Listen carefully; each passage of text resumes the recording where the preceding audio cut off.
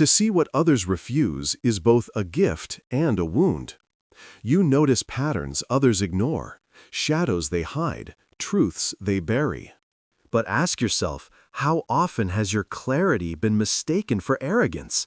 How often has your honesty been punished because it unsettled those who preferred the mask?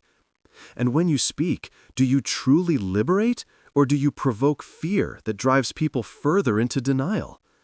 The danger is sharp sight separates. You stand apart not because you wish to, but because reality looks different through your eyes. What others call stability, you recognize as repression. What they defend as virtue, you see as hypocrisy. What they celebrate as progress, you discern as illusion. And yet have you not felt the loneliness that follows, the subtle exile of being the one who sees? Jung warns that vision is not safety, but solitude. To awaken to truth means stepping outside the comfort of collective dreaming. The crowd will not thank you for revealing their shadow, they will resent you. They will project onto you their fear, calling you cynical, strange, even dangerous. So the question pierces, do you truly want to see, knowing that sight will cost you belonging? Do you crave truth enough to endure the exile it demands? And most urgently, will you carry your vision with humility, or will you let it harden into the arrogance that makes you blind in another way? To see is perilous, but to remain blind is fatal. The choice is yours. History remembers visionaries with ambivalence. Some are praised as prophets, others condemned as madmen. You know this tension yourself. When you notice what others ignore, you feel both clarity and danger. Do you not sense how unsettling it is to live with eyes open in a world that prefers sleep? Do you not feel the weight of seeing hypocrisy behind politeness, decay beneath progress, fear beneath power? The human community survives on consensus. People bind themselves together by agreeing on a version of reality, even if that version is distorted. When you disrupt that agreement, when you point to the cracks, they do not thank you, they blame you. Ask yourself, how many times have you spoken truth and met only silence, defensiveness, or ridicule? How many times have you swallowed your insight, fearing exile more than dishonesty? Carl Jung saw this danger clearly. To see differently is to step outside the collective persona, the mask society wears to conceal its shadow. When you notice what others repress, you threaten their fragile peace. They cannot admit the truth, so they attack the one who dares to reveal it. This is why seers so often walk alone. You may call it a burden, yet is it not also a responsibility? The context is stark. Vision isolates, but blindness corrodes. If you conform, you gain acceptance at the cost of authenticity. If you speak, you risk hostility at the cost of belonging. Which loss is greater? To betray yourself for comfort or to stand apart for truth? The danger of seeing what others don't is not merely external, it is also internal. Sight can harden into superiority or collapse into despair. Your task is to hold vision without arrogance, truth without cruelty, clarity without abandoning compassion. And so the question remains, can you bear to carry the light knowing it casts a shadow too? To understand the danger of seeing what others don't, you must trace it through Jung's map of the psyche. Each archetypal layer reveals why vision isolates, why others resist you, and why the gift can corrupt if it is not carried with humility. The persona, the mask of consensus. Every society wears a mask, and every individual participates in it. This persona allows order, predictability, and harmony. But when you see behind the mask, you expose what others cling to for survival. You pierce the illusion of virtue, stability, or unity that keeps the group intact. Do you realize how terrifying this is for those who depend on the mask? Do you mistake their hostility for hatred of you, when in truth it is fear of being unmasked? If you forget this, you will take their rejection personally, instead of recognizing it as a defense of consensus. The shadow collective repression. What you see most clearly is often what others most violently deny. Corruption in authority, greed beneath generosity, fear beneath aggression. When you call it out, you awaken the shadow they have buried.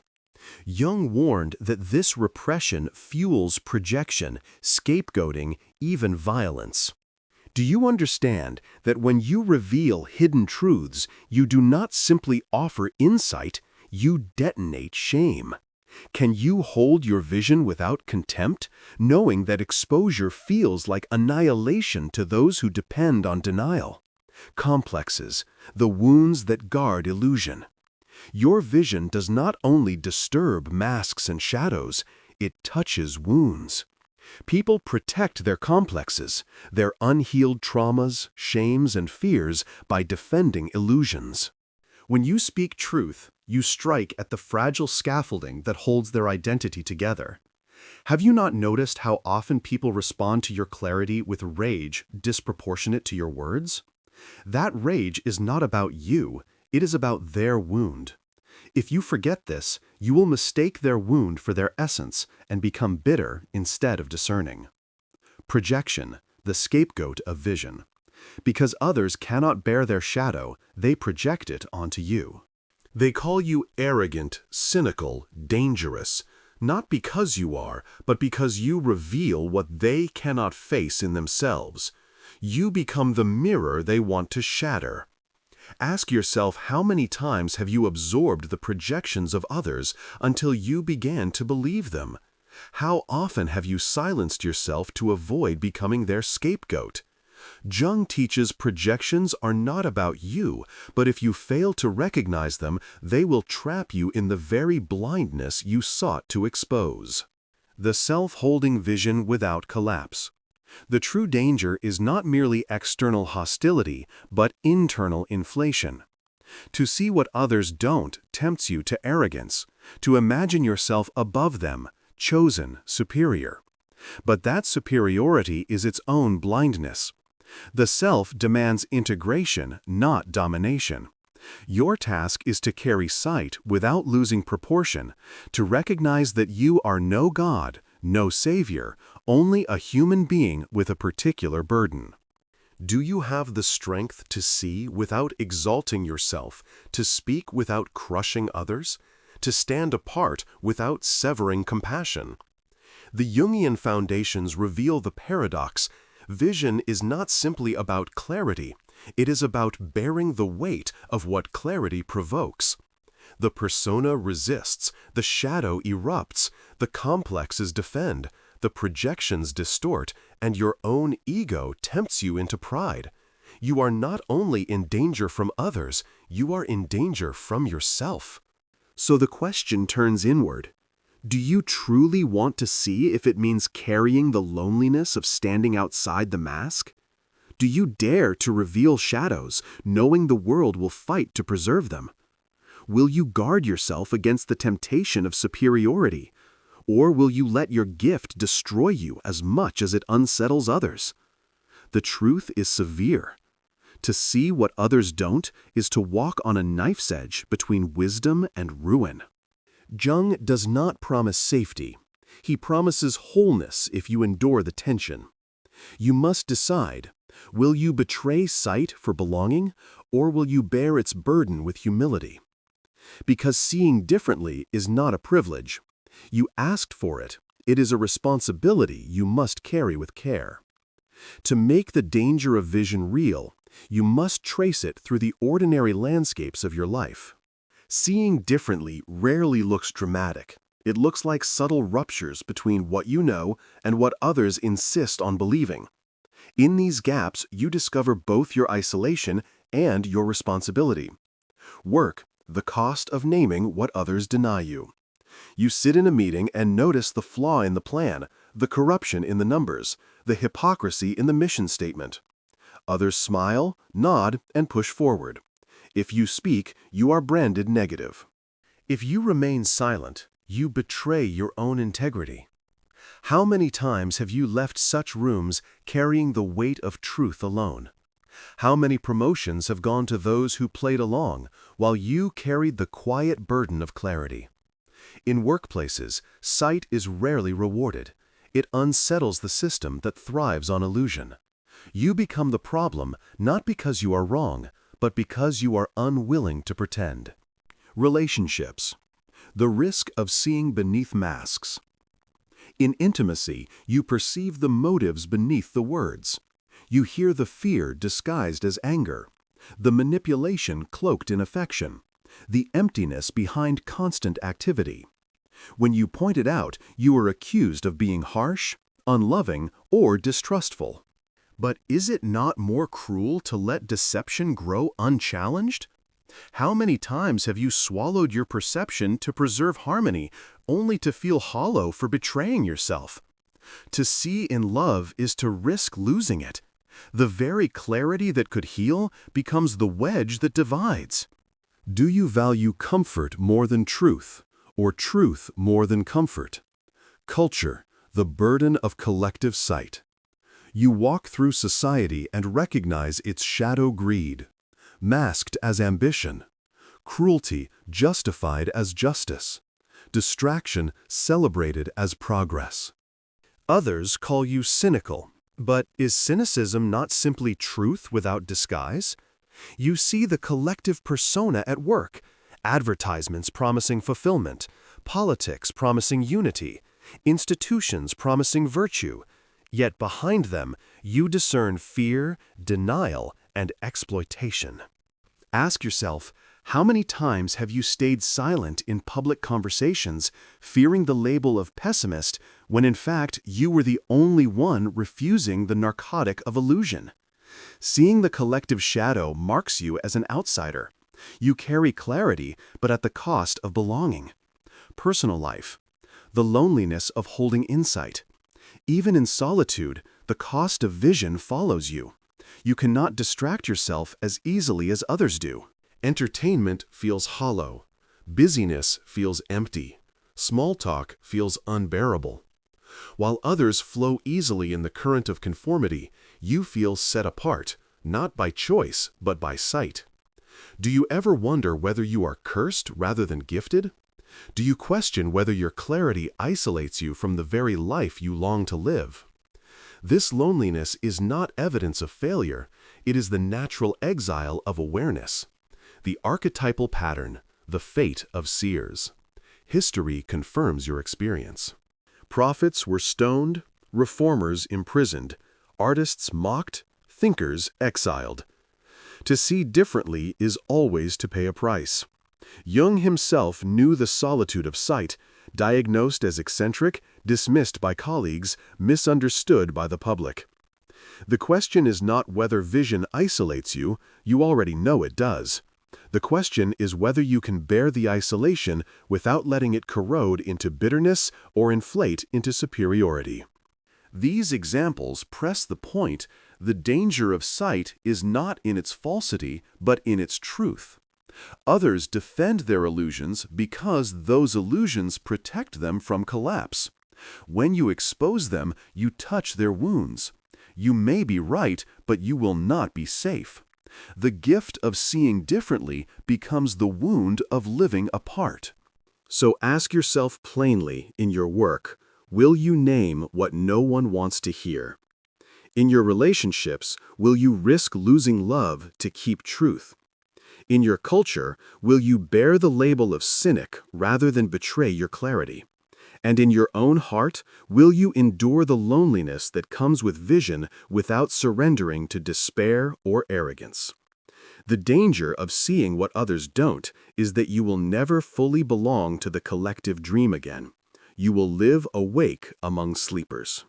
You will carry truths that few want to hear, and yet the greater danger lies in betraying your sight for the comfort of blindness. The choice is severe: either live divided against yourself or stand apart in fidelity to what you see. Only you can decide which exile you can endure. To understand why seeing what others don't becomes dangerous, you must trace the inner and outer mechanisms it provokes. Sight is not neutral. It disrupts fragile balances, exposes wounds, and awakens shadows. Once you perceive what others deny you, you enter a cycle of reactions, your own and theirs, that must be navigated carefully if you wish to remain whole. Psychological, breaking the collective illusion. Society survives by consensus, even when that consensus is built on half-truths. When you puncture the illusion, you unravel the threads that hold the group together. People cling to their shared persona because it offers safety.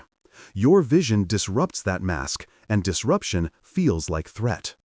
Ask yourself, how many times have you been told, "Don't overthink, don't be negative, just go along"?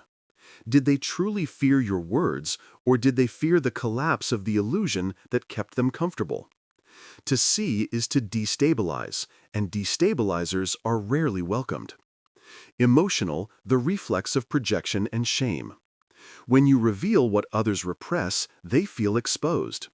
Instead of gratitude, they turn their discomfort against you. They project their fear, shame, or anger onto your presence. They say you are arrogant, cynical, or cruel, not because you are, but because you remind them of what they cannot face. Do you mistake their hostility as a judgment of your worth, or do you recognize it as a mirror of their wound? The mechanism is simple.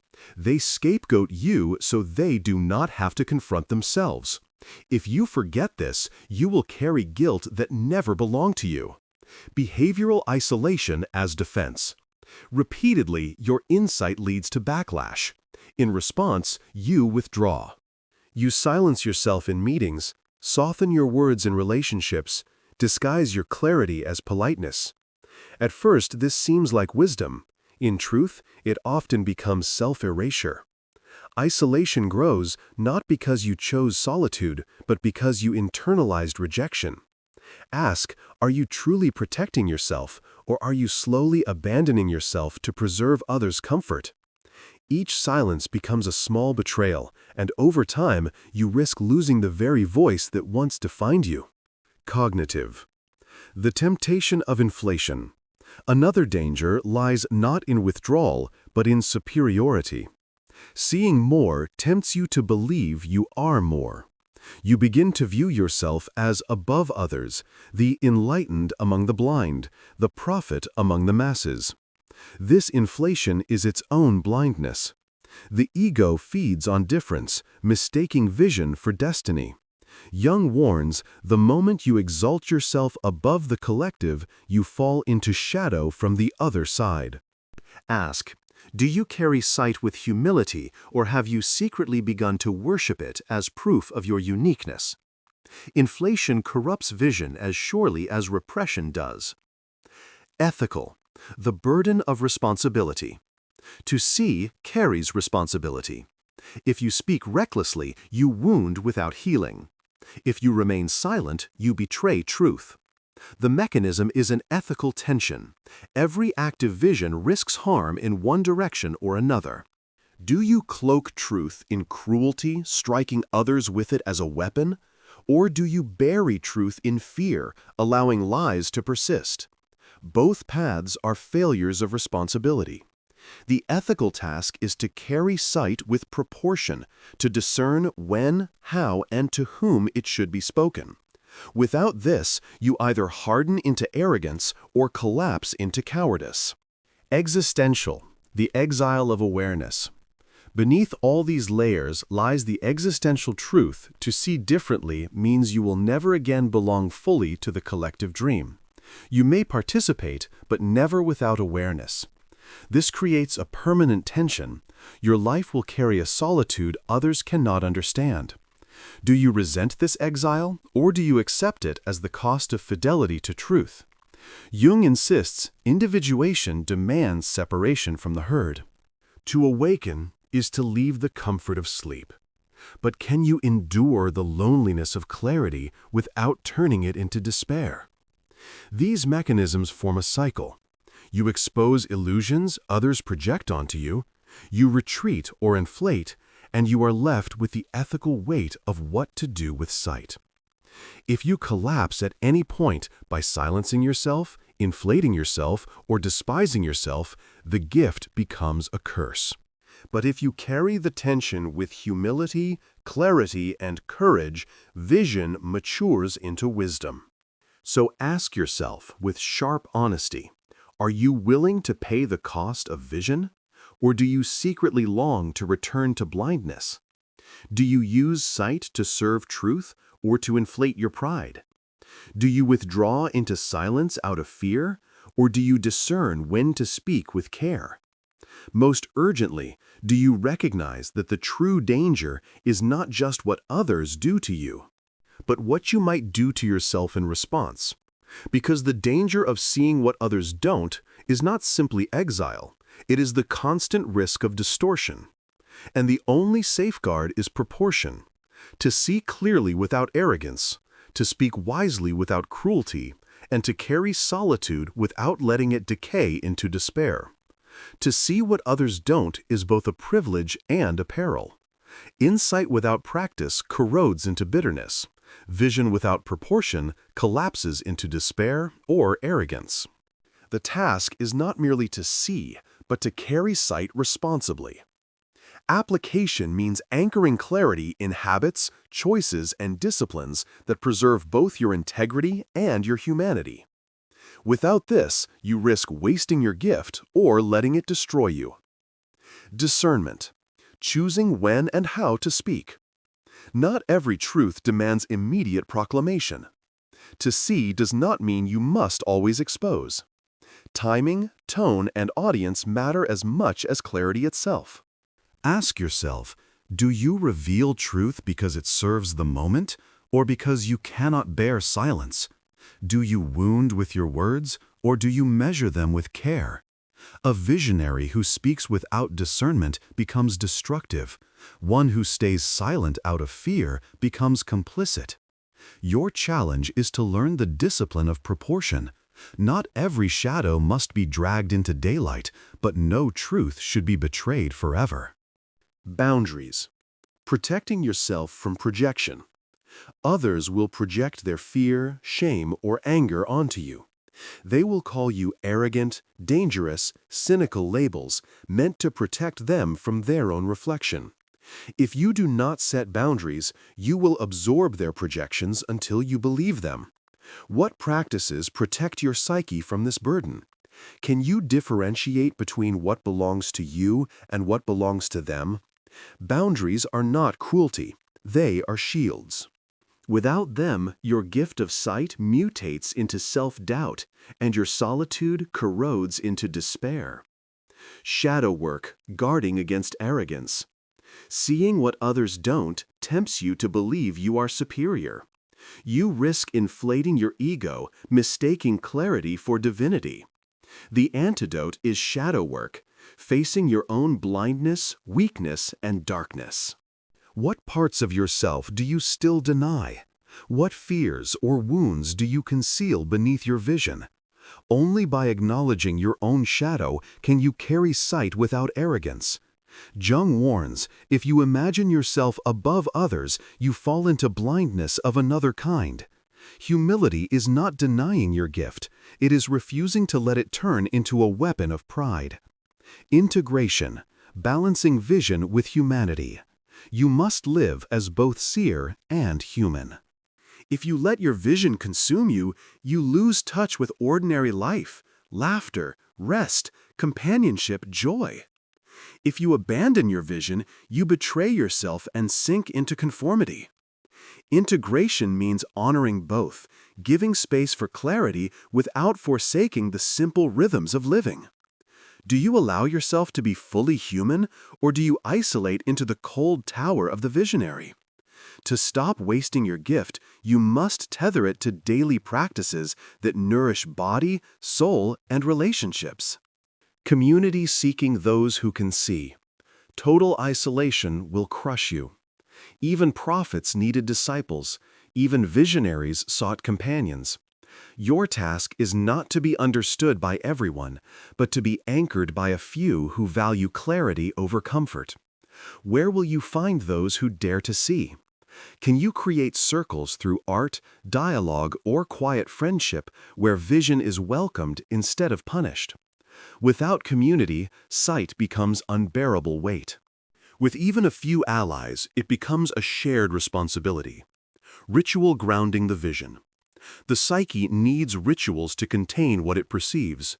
Without containers, sight burns you from within. Create rhythms, journaling, meditation, art, prayer, silence that allow you to process what you see without being consumed.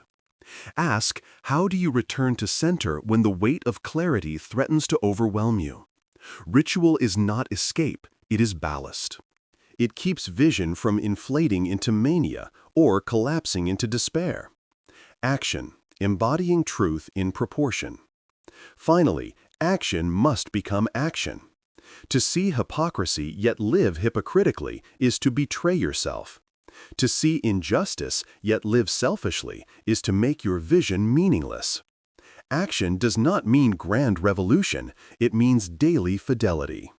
Do you embody in your choices what you see in your insight? Do your words and habits align with the clarity you carry? Sight without embodiment decays into cynicism. Embodied truth, however small, transforms vision into legacy. So the questions sharpen. When will you stop scattering truth recklessly and begin speaking with discernment? When will you stop absorbing projections and begin defending your boundaries? When will you confront your own shadow so vision does not corrupt into pride?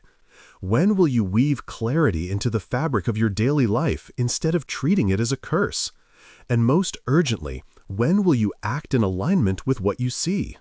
Instead of hiding behind the excuse of isolation. The danger of seeing what others don't cannot be erased, but it can be carried. Discernment steadies your voice. Boundaries guard your heart. Shadow work humbles your ego. Integration humanizes your path. Community lightens your solitude. Ritual anchors your psyche, and action redeems your sight. With these practices, vision becomes not arrogance or despair, but service. Because in the end, the question is not whether you see more clearly than others, it is whether you live proportionately to what you see. To see what others don't is to walk with both gift and wound. Jung warned that the unlived life breeds neurosis, but he also knew that too much vision without balance breeds isolation. You stand between blindness and arrogance, between silence and cruelty. The burden is sharp. If you deny your sight, you betray yourself. If you flaunt it recklessly, you wound others. So what will you choose? Ask yourself, will you betray your truth for the comfort of belonging? Will you muzzle your clarity to avoid rejection? Or will you dare to live awake among sleepers, carrying vision not as arrogance but as service? And when the weight grows heavy, will you remember that the task is not to be understood by all, but to remain faithful to yourself? The world will not thank you for exposing its illusions. It will label you cynical, dangerous, or strange. But blindness corrodes faster than exile. The only true danger is not being hated by others, but abandoning your own sight. Your path, then, is proportion. Speak, but with care. See, but with humility. Carry solitude, but do not let it harden into despair. Honor your vision, not by shouting it everywhere, but by embodying it daily, in work, in love, in silence, in truth. So the call is simple but severe. Today, choose one act of fidelity to what you see. Write the truth you have hidden. Refuse the illusion you have tolerated. Speak the word you have swallowed. Protect the clarity that burns in you, for it is not a curse, it is a crown. The danger of seeing what others don't is real, but the danger of blindness is fatal. Your task is not safety, it is truth. Will you carry it with courage? Will you live it with dignity? The choice is now.